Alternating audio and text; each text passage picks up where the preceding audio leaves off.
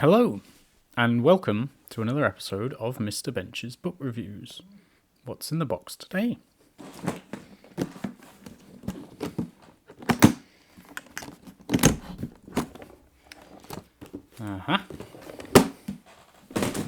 It is MOG and the Granny by Judith Kerr. It's another one I've got at the library. I do recommend getting books from your local library, or one slightly less local if they have ones your local library doesn't have. I would even recommend travelling. By Judith Kerr, who is famous. She's a best-selling author and illustrator of the MOG series, of which this is part, and The Tiger Who Came to Tea. So she likes cats of all kinds. Yes, MOG and the Granny, Judith Kerr. I'm going to assume that this is the granny in question, with a fairly traditional granny haircut. And I know that this is MOG. I have read other MOG books before. Not reviewed them on this channel yet. Let me know if you'd like me to. But let's get into it. MOG and the Granny. Written and illustrated by Judith Kerr. Does a bit of both. Obviously you can see there's another cat here. So we've got MOG, the Granny, and an unknown orange feline. Oh, we'll have to see what they do in the story. One day, MOG was waiting for Debbie to come home from school. MOG always knew when Debbie was coming. She didn't know how she knew, she just knew. I've heard about that, cats apparently being telepathic. Don't know how true it is. Might just be part of their circadian rhythms thing. Like if you come home about the same time every day, they get used to when food is going to be there. And they put two and two together. Suddenly a picture would come into her head of Debbie coming down the road. Then she would go to meet her. Debbie said, "School's all finished for the summer, MOG. Isn't it exciting?" MOG said nothing. She didn't like things to be exciting. That's kind of cute. She liked them to be the same. That's quite a nice start, isn't it? But MOG's going to be a bit worried then, because she doesn't like things being exciting. I mean, the idea is school's finished for the summer, and this means this routine, where she knows that Debbie's coming home around the same time every day, presumably, unless she does infrequent after-school activities. The routine is going to be messed up. That's kind of set the scene nicely for us there. Inside the house, everyone was excited too, and we now know that MOG won't like that, if we've been reading carefully. Mrs. Thomas, probably Debbie's mum, was packing. Oh, and MOG even has a look of some worry on her face there. Mr. Thomas was looking for something important. He's holding something that look a bit like tickets. He's probably lost his passport or something. Nicky was dancing and singing a song he had made up. This is good. They're going to actually, because they give you a bit of a clue with the packing and looking for important things. And now Nicky is going to spell it out for us. "We're going to America where the skyscrapers are. We're not going by train, but on an aeroplane. We'll see all the sights, and it will be very surprising." Which MOG doesn't like. Oh no, it doesn't like exciting. "Because they have their days when we have our nights." Yeah, sorry, it's exciting. She doesn't like not surprising. And there's a picture of MOG looking very upset, talking to Debbie. Debbie said, "You can't come, MOG. But you're going to a nice granny's house. She'll look after you till we come back." I think taking pets abroad is very complicated and probably have to go into quarantine for a couple of weeks, which probably wouldn't be worth it because they wouldn't be able to get back.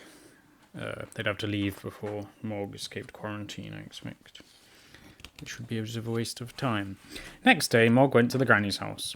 The granny was old with very thin legs. It's a nice observation. I don't know if grannies always have thin legs. First, MOG thought she had 3 legs. Then she saw that one of them was a stick. She's got a walking stick. Then she saw that one of them was a stick. Debbie said, "Goodbye, dear MOG." The granny said, "I'll look after MOG. And she'll have my Tibbles for company." What's a Tibbles? What is a Tibbles? It's a bit weird to say a nice granny and the granny. They don't say like you're going to my granny's house. So it's some random cat-sitting granny. Or if it's a relation. MOG thought, "Tibbles? Nobody told me there would be another cat." So MOG understands that Tibbles is another cat. This will be this orange one that was on the front cover. At least he sounds quite small. Tibbles had been small to start with, but then he had grown. That's the problem with mammals. Here's a little friend for you, said the granny. So the granny still refers to Tibbles as little, even though he's much bigger than he used to be. Tibbles liked surprising people. Oh dear, he's jumping at Mog. Seems to like surprising other cats as well. But this could be the use of people just to mean anyone or animal. And he liked Mog's basket. The granny said, "Don't be silly, Tibbles, let Mog have her basket, and you can sleep on my bed." Don't know where the granny ends up sleeping then. Does Tibbles have a basket? Maybe not. Then there's a picture of Mog dreaming of skyscrapers. Mog sat in her basket, but she couldn't sleep. She thought of her house. She thought of Debbie. Suddenly, a picture of Debbie came into her head, like we had earlier, remember? Debbie was in a high place. She's up a skyscraper. And there are even higher places all around. It was all too high. Mog didn't think Debbie should be there. Mog doesn't approve of skyscrapers. "Whatever is the matter, Mog?" said the granny. Oh, the granny is in her bed as well. Okay, Mog's kind of screaming. "You better come and snuggle with us. Snuggle up with us." Mog seems a bit scared. A few days later, the postman brought a card. "It's from Debbie," said the granny. "She's been to the top of a skyscraper." So Mog was right about what Debbie was up to. I know the other kid, Nicky, or whatever his name was, did say something about that. Mog thought the card smelled of Debbie. Guess you can't really read it. Tibbles didn't have a card. He had tea in a saucer instead. He was very fond of tea. And Mog's just playing with the postcard. That's cute. Tibbles had an open window instead of a cat flap. He had a yard to play in. Now this, if you've read one of the other Mog books, I'm pretty sure Mog gets stuck outside a window. It's pretty harrowing. So this is a bit reminiscent of that. Sometimes Mog and Tibbles played together. Sometimes they chased each other, though they're smiling doing that. Sometimes they liked each other. Mog is licking Tibbles on the face, but I'm pretty sure liked isn't a typo. I don't think they mean licked. And sometimes they didn't. And there's Mog, what do you call it? Screeching? There's a kind of shrieking. Looking a bit cross anyway. So they're getting to know each other nicely then. The granny gave them nice food to eat. She went to the shops to buy it. They always had the same, but they always thought the other ones was nicer. I guess they mean they always had the same as each other, rather than they had the same thing every day. The first time the granny went shopping, Mog had a big surprise. The granny no longer had a stick, she had wheels instead. She's on one of these mobility scooters. It's 3-wheeled. She gave Tibbles a ride. "What about you, Mog?" said the granny. But Mog thought the wheels were too surprising. So they're not exciting, but she does seem to think that... I think they're using surprise quite a lot as well to mean something that Mog isn't that happy about. One day, the granny put out her best teacups. She said, "We're gonna have a party." It was very hot, so they had the party in the yard. A lot of other grannies came. They were surprised to see Mog. The granny told them about Mog's people.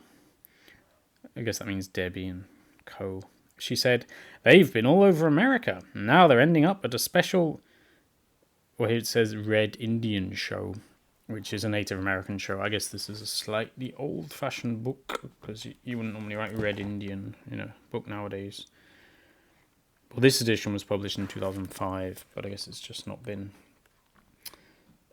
edited in line with modern language usage. Okay. The grannies... 2005. I don't know exactly when people started changing the text of books like that. I mean, they're not really... Well, let's see. The granny stayed a long time. Mog got very tired. She thought of Debbie and she wondered what Red Indians were. Okay, so she doesn't know. Would it be an advantage of calling them Native Americans? Because it's much more obvious what they are then. Or who they are. Yeah, it's slightly depersonalizing, saying what rather than who. I guess Mog doesn't know much about it. There's a picture here of some people wearing Native American headdresses. Suddenly, a picture of Debbie came into her head. Debbie was smiling at a big bird. It's not Big Bird from Sesame Street, it's a Native American chief, or someone dressed like one. Mog knew it was a bird because it had feathers, that's the headdress, but it had a face like a person. It was a person bird. There were more person birds nearby. Why was Debbie smiling? Those big person birds might fly away with her and hurt her. Well, this is your classic, what do you call it? Whitewashing of the whole Native American genocide thing, and just treating them like a bit of fun at a show. Cartoon characters. Almost like a kind of carnival entertainment thing, and even referring to them as person birds kind of removes their their proper personhood. Not ideal, that. I don't know why they have to put that in the book. I mean, all kinds of things Debbie could have got up to in America without doing this. Thought the skyscrapers thing was better. Mog wanted to save Debbie. She did a big jump, and now there's like a Mog's got a thought bubble, but she's actually jumping in the granny's house and knocking over a cup of tea. Tibbles liked tea inside him, not outside. Oh, he's had tea tipped on top of him. That's what they mean by that. Oh dear, said the granny. And there's all kinds of people panicking now with the tea flying everywhere. Oh dear, said all the other grannies. And your best cup too. Oh, it's been shattered. Mog's looking a bit sorry. Then they went home. It's not clear if they just go home because of this incident or if it was just late. That night, Mog did not sleep in the granny's bed. Has she been banished? No, it just says she was too sad. So maybe she just didn't want to. She was still sad in the morning. She thought of Tibbles and the granny being upset. She thought of Debbie and the person birds, which I guess we're going to have to let slide. Oh, it actually says Virgin. It's a Virgin Atlantic plane. It looks very like Virgin. I mean, it could say vegan, but it's clearly ripped off Virgin. I don't know if Judith Kerr's on Richard Branston's books. Is that his name? Branson? One of those. Don't think he's a pickle magnate. But he seems to have commissioned this drawing by Judith Kerr. Anyway, suddenly, because the Virgin Atlantic fly internationally. Well, I guess I've just advertised them there as well. Whoops. Suddenly, a picture of Debbie came into her head. The person birds had not hurt her at all. Instead, they had given her some of their feathers and a baby person bird as a present. Yeah, well, she's got a little toy of a Native American, and she and her brother are wearing Native American headdresses. She was smiling and excited, and she was coming home. Mog thought, I must be there to meet her. So it does seem that Mog is actually telepathically knowing what is going on, because the postcard was just of a skyscraper, I believe. And there was nothing about Native Americans in Nikki's song, so Mog must somehow be intuiting what's going on here. I recently watched E.T., the Extraterrestrial, and there Elliot has a kind of telepathic connection to E.T. So I think when E.T. is chugging some beers, Elliot starts to get like a bit of a headache and stuff. And there's some scene where I think they hook up brain monitoring devices and they say that their brain waves are in sync or something. So maybe Mog and Debbie have a similar kind of connection, even though I think they're both terrestrial. She ran out of the yard, although it may help if you're both from the same planet, having this kind of connection. It might be quite unusual that E.T. is able to establish something like that with someone from another planet. And across a road, she's running from a dog, and down another road, and now the dog's really yapping and chasing after her.